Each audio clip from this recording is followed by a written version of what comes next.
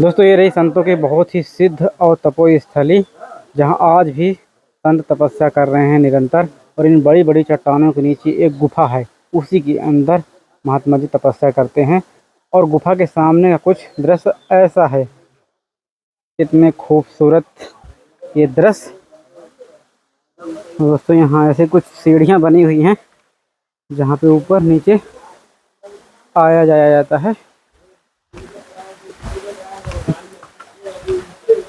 दोस्तों ये सामने के खूबसूरत ये नज़ारे, ये दुर्लभ दृश्य बहुत ही कम ऐसे देखने के लिए मिलता है। और बहुत ही दोस्तों सिद्ध तपो स्थली है। इन बड़ी बड़ी चट्टानों के नीचे क्या सुंदरता छिपी हुई है। ऐसे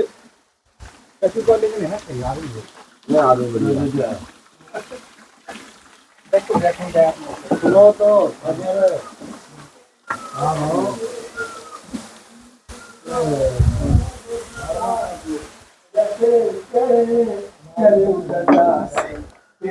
और ये बड़ी सी गुफा है अंदर पूरा।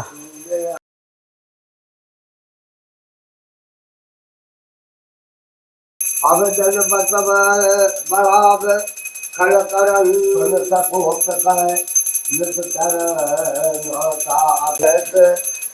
और दोस्तों इस गुफा के अंदर एक और गुफा है, ये रही, लेकिन अंधेला है। अभी हम आपको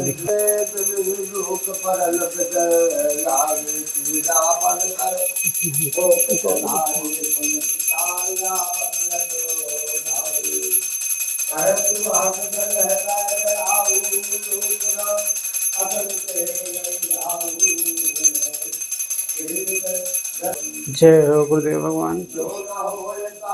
यस, जय गुरुदेव भगवान।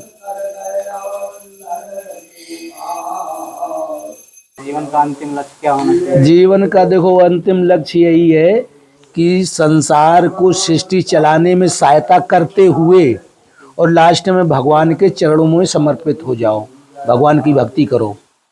ये तुम्हारा जीवन का मेन लक्ष्य है मनुष्य का।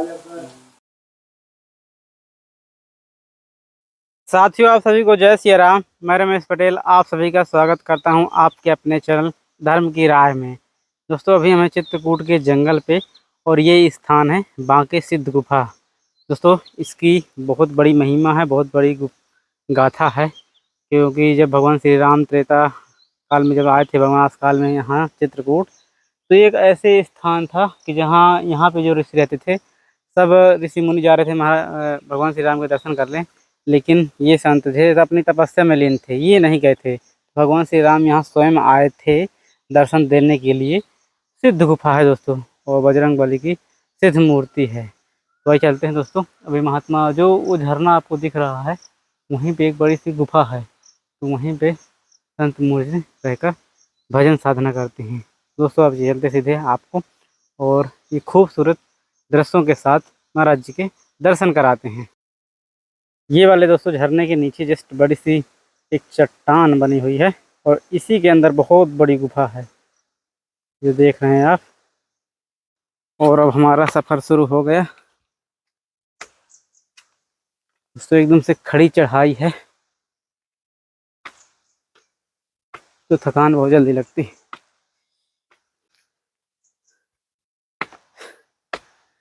दोस्तों सीढ़ियों में लग गई है काई, एकदम से तो हरी हरी हो गई है, लगता किसी ने पेंट कर दिया है। देख सकते हैं कितना ये हरी सीढ़ियाँ हो गई हैं।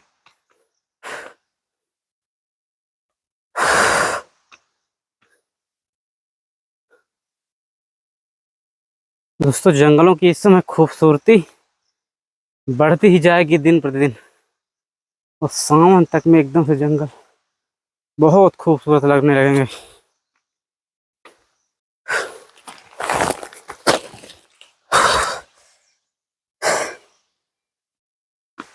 दोस्तों ये डायरेक्ट चढ़ाई थोड़ा सा ज़्यादा, एकदम से सीधा।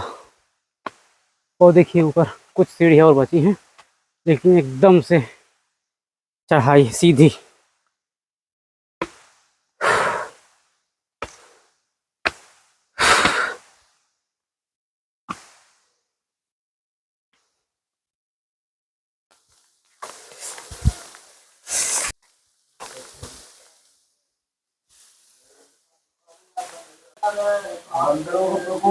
जी जी।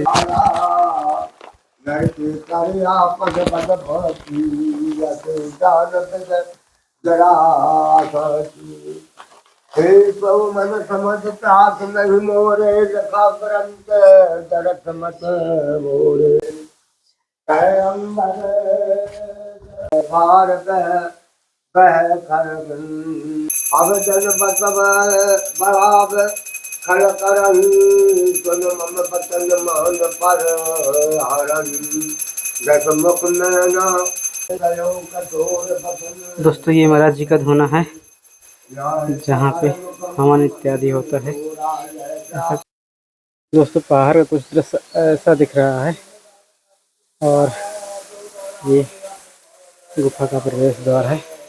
तो अंदर गुफा के प्रवेश जैसे होते हैं तो कुछ ऐसा दृश्य दिखता है। अभी रामचरितमानस का महाराज जी पाठ कर रहे हैं और पूजा भी हो रही है। बहुत बड़ी सुरंग है दोस्तों, बहुत बड़ी गुफा है ये। और यहाँ पे गुरुदेव भगवान बैठे हैं। जय हो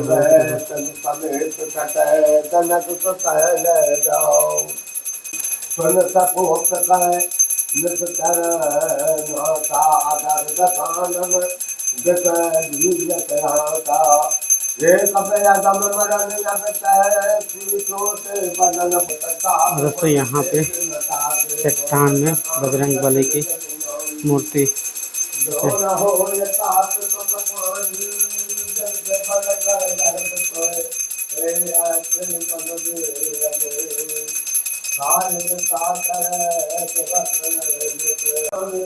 ये बहुत बड़ी दोस्तों गुफा है। ये शेर की वास्तविक गुफा थी।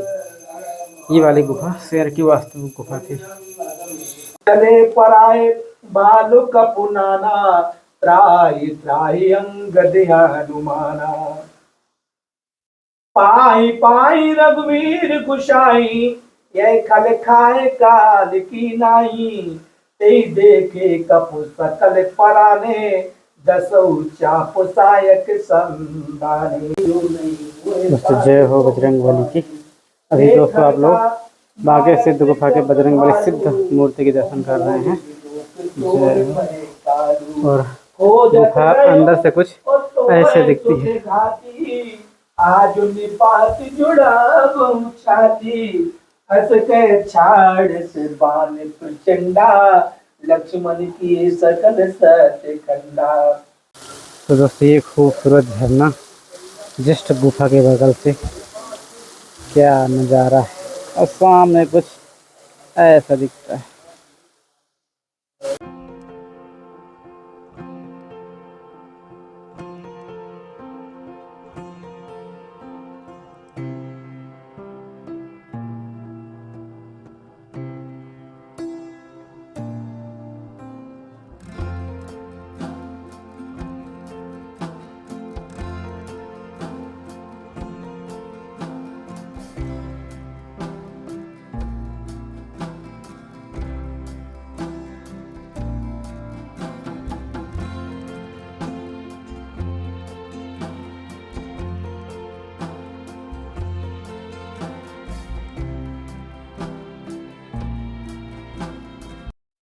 दोस्तों इस परिदृश्य को और अच्छे से एक्सप्लोर करते हैं थोड़ा सा।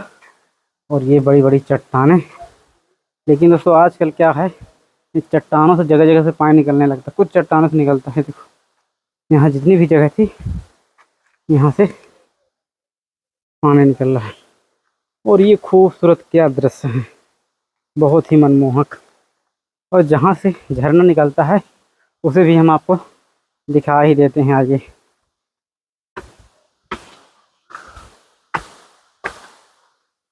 क्या बात है, यहाँ से दोस्तों बहुत ही खूबसूरत ये क्या नज़ारे हैं। और अभी हम नज़ारे देख रहे हैं ये वाले आप लोग, अब सामने वाले नज़ारे आप लोग देखिए।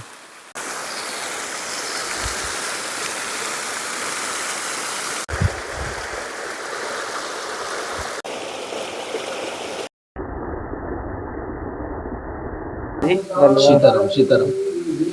जी ठाकुर की कृपा से सेवाएं हैं आपके चरणों में। हाँ यही रखते जाओ, भगवान के स्मरण करके यहीं पे जय हो। समर्पित करते जाओ। बाकी सिर्फ भगवान का स्मरण करते हुए यही है। हाँ बहुत अच्छा।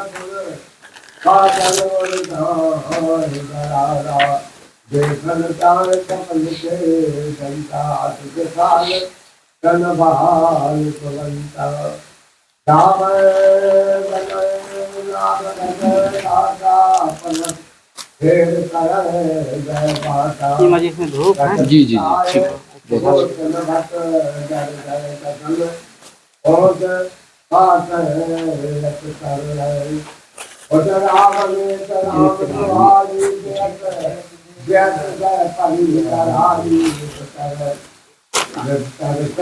मजे ये समस्त भक्तों की तरफ से होती हैं संतों के चरणों बहुत में। बढ़िया, भगवान उनका कल्याण करे।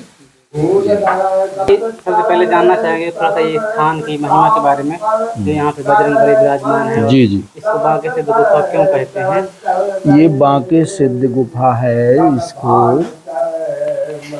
भगवान जब यहाँ पे वनगमन में तपस्या के लिए आए हैं यहाँ पे चित्रकूट, तो भगवान ने यहाँ संतों का आह्वान किया।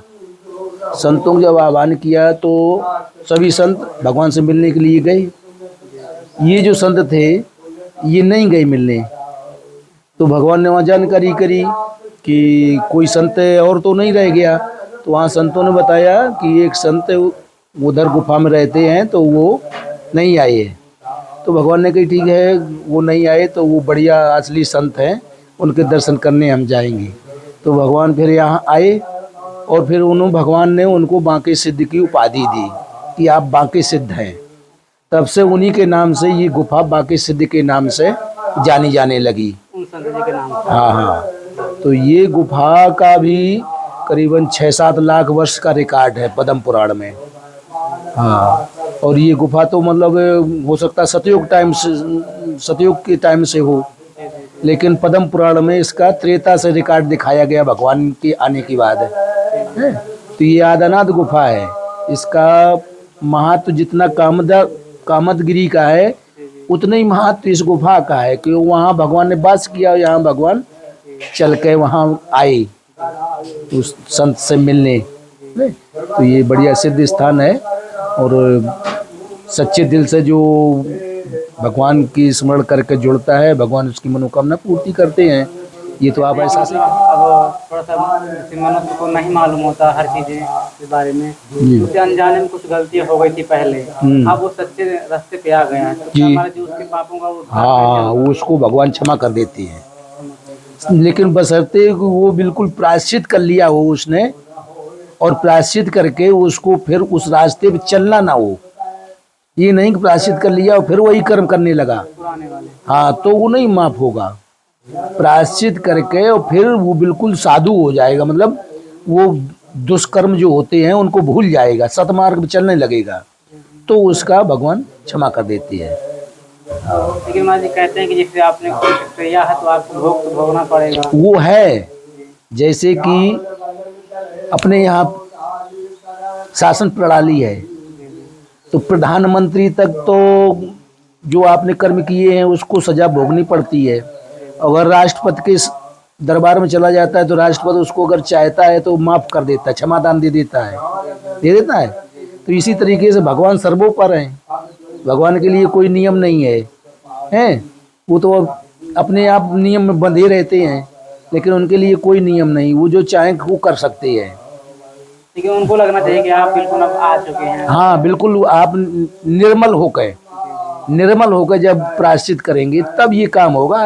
ऐसे नहीं करना होगा आपने प्रायश्चित कर दिया, खाली प्रायश्चित करने से नहीं होगा। जब अंदर से आप निर्मलता से भगवान से जुड़ेंगे और फिर प्रायश्चित करेंगे, फिर कोई दूषित कर्म जो पीछे करते रहे उनको करेंगे नहीं, तब ये आपको मतलब लागू होगा नियम कि आपको भगवान क्षमा करेंगे।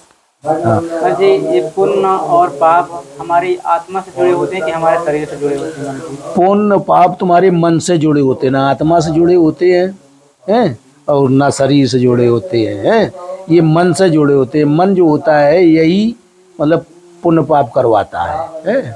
मन तुम्हारा विचलित हुआ, इंद्रियों को चलायमान किया, इंद्री चलायमान हुई, आपने गलत कार्य कर दिया तो वो पाप हो गया। पाप हो गया तो उसको आपको सजा के तौर पे भगवान भुगताएंगे। अच्छा कर्म करते हैं उसका पुण्य देते हैं। तो पुण्य का मतलब क्या है कि वो आप मतलब सुख सुविधा भोगेंगे। पुण्य का फल सुख सुविधा, और कनो पाप का पुण्य परेशान होना, रोक दोग होना, ये हो एकदम। अरे क्षणिक देर के लिए अगर कोई, जैसे हम किसी को देखते हैं तो अपने आप को ये सिद्ध करने में लगे रहते हैं कि हम बहुत अच्छा करते हैं, लेकिन और देखने भी आता है माजी कि वो सही है, व्यक्ति सही करते हैं, लेकिन फिर भी माजी के साथ वो घटनाएं घटती हैं तो लगता है कि उसके कर्मों के अनुसार तो नहीं हो रहा है उसके साथ। देखो उसमें ऐसा होता है कि कुछ जैसे कि दिखाने में कुछ है, अंदर से कुछ है, तो उसको बोलते पाखंड। तो वो आप तो उसको अच्छा समझ रहे हैं, लेकिन भगवान के निगाह में तो वो तो नहीं बच पाएगा। भगवान की निगाह में तो जो है वही रहेगा, तो उसको भोगना पड़ेगा। और भगवान की निगाह में अगर अच्छा है तो नहीं, कुछ प्रारब्ध ऐसा है कि पिछले जन्म में जैसे किया है तो उसको भी भोगना पड़ेगा। अगर का प्रारब्ध नहीं उसका हुआ है, हाँ, तो अगले जन्म के लिए मतलब वो जो उसका भोग है, भोग के इसके बाद में अगले जन्म में वो सुख हो जाएगा, सुख हो जाएगा, फिर भगवान उसको अपनी शरण में ले लेंगे।